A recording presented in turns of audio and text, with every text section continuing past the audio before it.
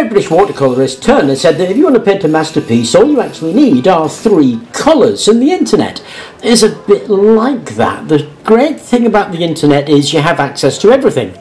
The big problem about the internet is you have access to everything. It's difficult to know which is important and which isn't important, and that's exactly why I like to haunt places like second-hand bookshops, because there's a Turner-esque restriction on what you can actually look at, and it forces you to look more closely.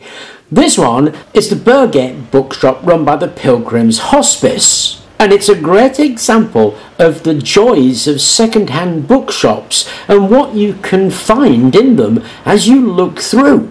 Of course, places like that are just treasure houses of information, particularly for the kind of thing that I'm looking at. And what I came across was this. This is the Model Engineer from 1933, volume 68. Now you can get this as a digital copy, not this particular one, but certainly the Model Engineer, if you're looking at things like the Internet Archive. But to be honest, going into second-hand bookshops and turning them over to see what kind of jewels is fun in itself. And of course you can have yourself a cup of coffee and look through some of your treasures. Now, in this one, already, I've come across something absolutely fascinating.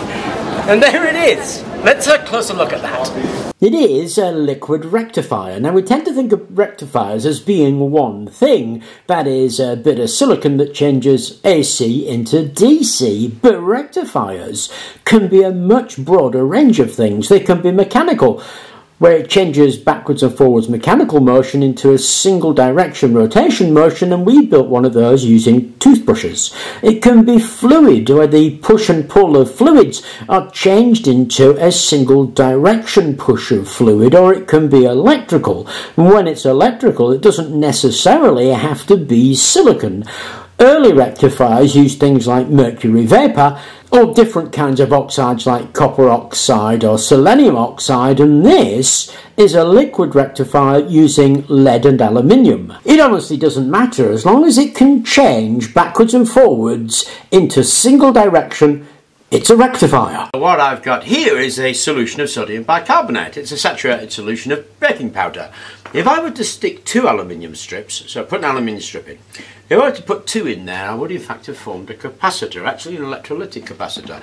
But if I replace one of the strips with lead, and I have a strip of aluminium and a strip of lead, what I've got is a rectifier. Okay, so what I've got here is a 6-volt AC supply. I've put my rectifier in series with this DC brushed motor.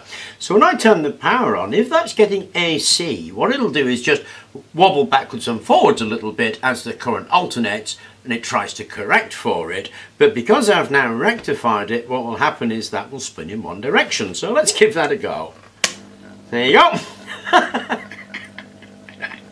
So this is now doing half-wave rectification, but it's enough to actually spin that motor, and being a DC motor, it spins in only one direction because it's now being fed by DC. Anyway, a bit of a whistle-stop tour on diodes. The thing I thought was fascinating was you can construct a diode from kitchen ingredients, which means you can construct a rectifier from kitchen ingredients. Okay, so that's all very interesting, but the moral of this story isn't to make a rectifier from everyday ingredients, although I thought that was an interesting science project to look at that aspect of it. But the moral is, the internet is like anything else. It's just a tool. It can't give you the truth of a thing. The problem is there's too much information on the internet, so it becomes like wandering through a forest. It's incredibly easy to get lost. I think the way forward for that kind of thing is to take inspiration from the internet, but do more than you would just do by sitting there at the computer. Get out and have a look at other things, because really the answer is a combination. The internet should help inspire.